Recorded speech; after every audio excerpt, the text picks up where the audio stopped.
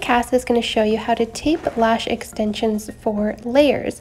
So since our natural lashes grow in a few different layers, it can be helpful to tape back that top layer of extensions to make it easier to get at that bottom layer of lash extensions. So you can grab a small piece of tape. You want to use a really gentle lash tape that's going to be easy to remove from the lashes. So our Eslashes pink micropore tape is really good for this because it's not super sticky, so it's really gentle and really easy to remove from those lash extensions.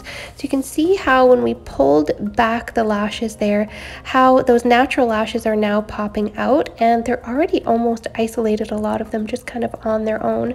So you can see how much easier it is to then go in and apply lash extensions to that bottom layer. Now this is especially helpful when you're doing volume sets because it can be a lot harder to get at that bottom layer. When there are so many volume sets, it can be harder to see, harder to push them out of the way.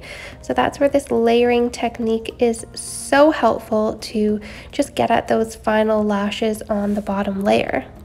Just going to show this again on the other eye, just going right to the end, to the tip of those lash extensions, and then taping them back. You don't want to go too far down, or you can risk taping up the lashes that are still in that bottom layer.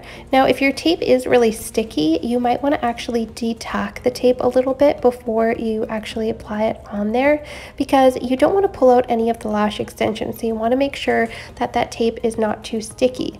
Also, when you're taping up the eye, it's really important to double check and make sure that the client's eye is fully closed and that they're still fully comfortable when you do this.